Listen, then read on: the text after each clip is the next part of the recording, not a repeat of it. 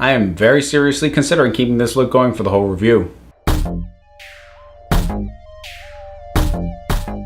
I thought better of it. So, Baby Driver. I have now seen it, the latest film by Edgar Wright, and I'm gonna be getting into spoilers pretty quickly. So, the spoiler-free review, I enjoyed it a lot. It was a lot of fun.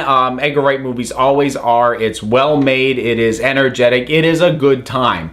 If I were to rank it, it is not on par with the 3 films in the Cornetto Trilogy. I'm still debating where I feel it is relative to Scott Pilgrim. I haven't quite landed on that one yet. But it's still a very good time. I'm going to get right into specifics, and some of these would be considered spoilers. So if you wanted the spoiler-free, that was it. So as far as spoiler stuff goes, I don't know, I'll just say it as I go along. But obviously, I mean, the music's kind of the elephant in the room. This movie, both the movie and the character of Baby are the embodiment of that feeling you get when you put on earbuds and you're just going through something, whether it's walking down the street, doing the dishes, whatever, listening to music, and it's like you're in a little bubble and you just start doing things to the beat. This movie, this character is the cinematic embodiment of that feeling, and it captures it very, very well, pretty much right out the gate through the entire rest of the film. And that's an infectious, fun feeling.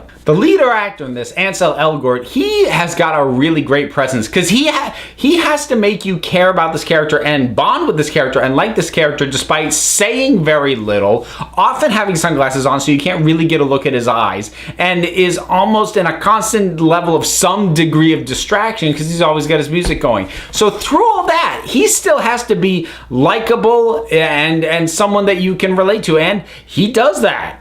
And it's impressive, honestly, for as unshowy a part as it is, and there are way showier parts in this movie. He grounds this whole thing really well. The supporting cast is a lot of fun, especially the other criminals. There's Kevin Spacey, who's just doing that great smarmy, smartass thing that he is oh so very good at. Also on Jamie Foxx. Jamie Foxx gives good crazy.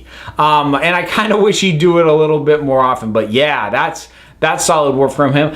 A surprise for me a little bit was John Hamm. It's not like I don't have a lot of expectations out of John Hamm, but I really liked where things went because he seemed like the more affable member. So I absolutely did not peg him as final boss fight material, but there you go. And he makes it work as you watch him. And I mean, Kevin Spacey, Jamie Foxx, they're more intimidating on sight.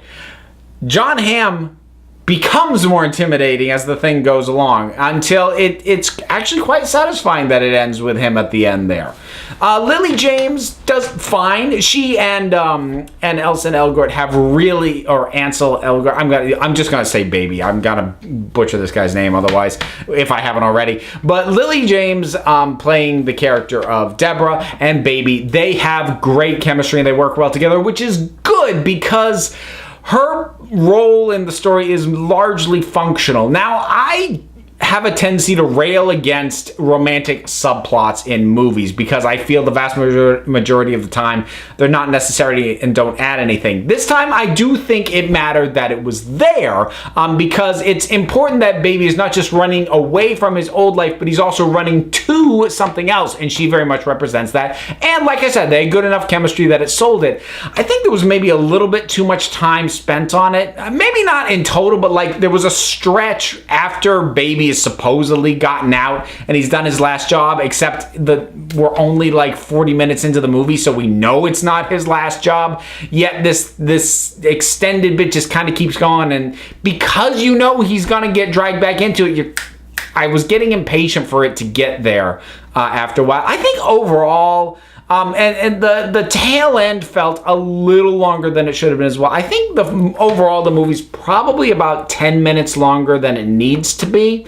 I was never bored. There is one thing that Edgar Wright movies are not, and that is boring. So that was definitely not the case, but there were a couple of sections that could have stood to be trimmed down a little bit.